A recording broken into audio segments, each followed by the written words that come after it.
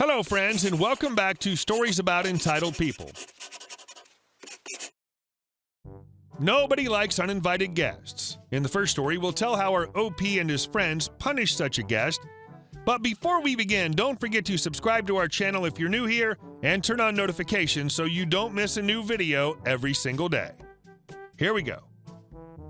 A-Hat won't show up uninvited again.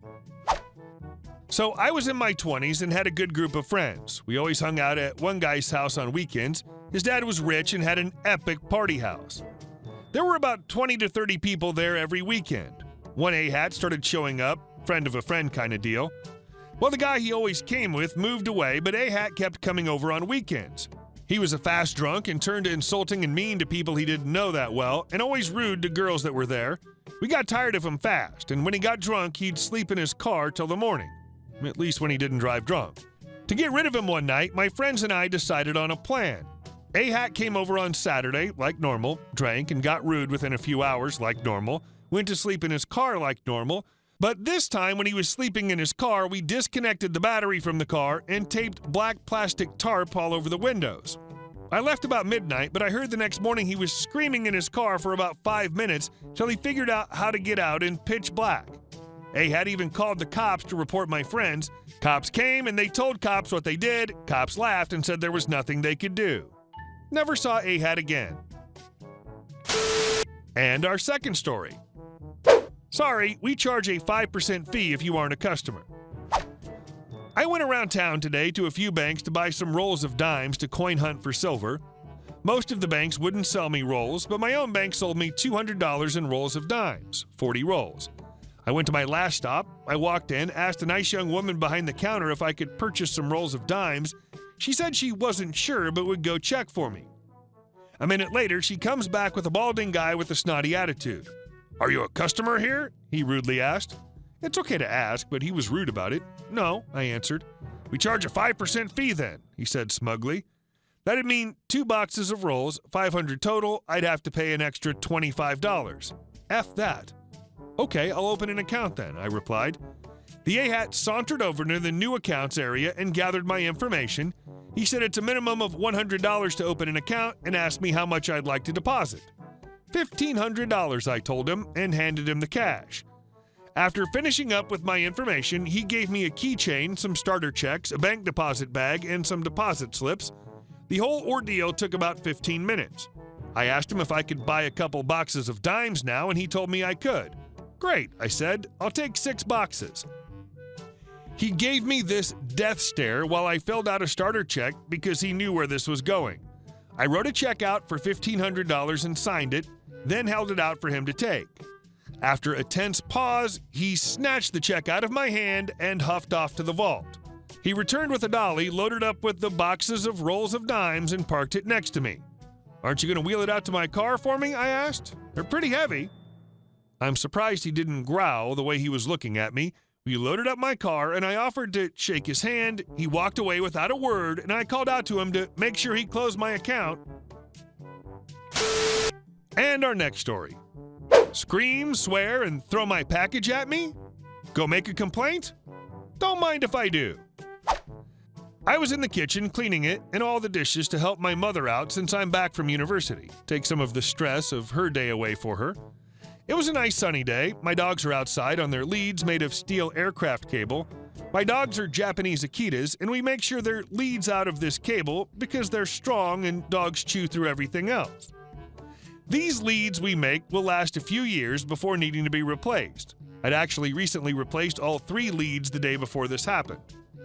These leads are attached by a loop to a solid steel pole that's placed 4 feet into the ground and held in place by cement filling the hole. The poles extend about 6 feet above the ground from there, meaning the lead can be lifted off when the grass needs to be cut, but it's too high for the loop to come off of it. 2 of these are in the backyard and 1 is in the front yard. My driveway is stone and only a small section by the door being concrete. Usually I stand there for packages as the stones aren't pleasant to walk on, and it's usually pointless to put shoes on as the regular mail lady just comes to the door. The driveway comes up to the side of the house in such a way that you can see where Titan is, but he's about 20 to 30 feet away from said driveway, and the leads end well before the driveway, in a clearly defined circle where he can reach. He's a big dog. 131 pounds big. That said, he's a 131-pound lap dog. I have a picture of him somewhere trying to sit on my lap, and is extremely friendly around people and other dogs, but he especially likes people. He's a really big suck-up. Our regular mail lady retired while I was away at university, so this was my first time dealing with a new one. Backstory over, time for the story. So anyway, I'm working on the dishes and my dogs are chilling in the shade of their dog houses. I started to notice that Titan was getting agitated and barking. This is when I wondered why he was agitated. When I kid you not, I hear someone in the driveway wailing on the horn. Full hand pressed right down as hard as possible on it. It must have been at least a good 30 seconds before I noticed it over the TV show. We get coyotes, so I figured one was in the field or something, hence why I didn't notice the sound sooner. So I'm wondering what the hell's going on, like it's 10 a.m. What could possibly be going on in my driveway to need to lay on a car horn for so long? My driveway's fairly long and big enough for school buses to turn around in. So I walk over to the door the entire time this car horn is being held down to figure out what the hell is going on. Turns out it's the mail lady that's delivering a package for my mother. Keep in mind I was having a pretty good day. I was cleaning all of the kitchen just because I was in a good mood. I know, weird, but anyway. She doesn't stop the horn till I open the door. I'm annoyed because A, we got a doorbell, and B, she could just come and knock on the door. Both would have been infinitely better than laying on the horn. BML will stand for B-word mail lady, and me will be me. BML. I'm not getting out of my car till you bring those dogs in. Me. It's perfectly safe. He can't reach you, and he's a big suck-up despite his size. He was just annoyed at the car horn, and at this point, Titan went back to relaxing in the shade now that this lady was no longer wailing on her car horn and was drifting back to sleep, having stopped the evil car horn. You can't tell me that it's safe. He could get off any minute. I'm a little taken aback by this, but just chalked it up to some people aren't comfortable around big dogs. Mind you, he wasn't anywhere near her or her car to begin with, but I shrugged it off and tried to explain it's safe to come to the door, not wanting to walk down the driveway barefoot and not wanting her to just drive off without delivering the package to me. Had a big problem with this while I was at university. Me. He's attached to steel aircraft cable. It's perfectly safe. He can't Don't tell me he can't get through. I have big dogs, so I know he can. Now I'm getting annoyed at this point, between the car horn blaring, getting my dogs all riled up, and her screaming at me and cutting me off as I try to reassure her. I'm a pretty relaxed guy. It takes a lot to set me off. Also at this point, she'd gotten out of her car and went to her passenger side for the package. Me. Are you going to be here for a few years? BML. No, of effing course not. Screaming and swearing at me, that's strike two. Me. Well then, you've got nothing to worry about since I just replaced the leads and they're brand new. They won't be getting through anytime soon.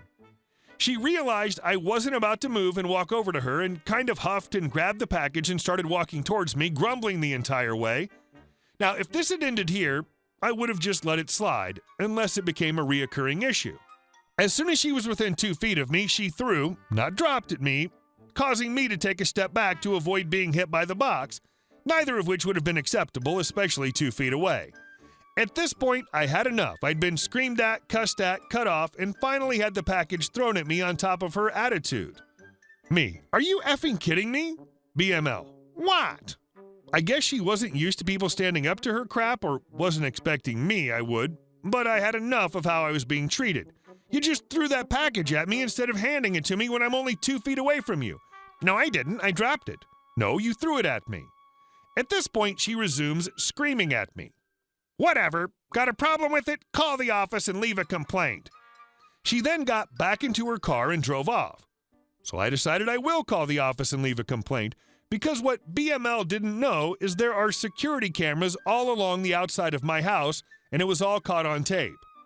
I go to the NVR, which runs the cameras, make a copy of the video from multiple angles and different cameras to show everything clearly, and download it to a USB.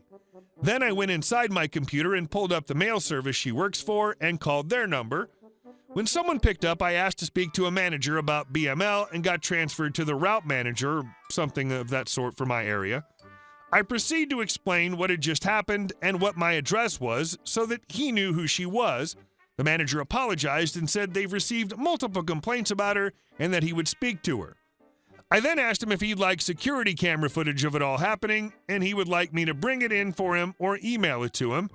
He said he would, and I drove it over later that day and handed him the USB. He shook my hand, apologized for what had happened, and thanked me for the footage of it.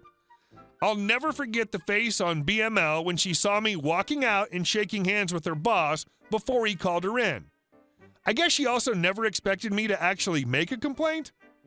Since then, they assigned a new mailman my route, and I haven't seen her since. I can only assume she was fired based on the numerous previous complaints, plus mine with the footage, and the oh crap look on her face when she saw me. Hey guys, thank you all for watching the video. I'll see you in the next one.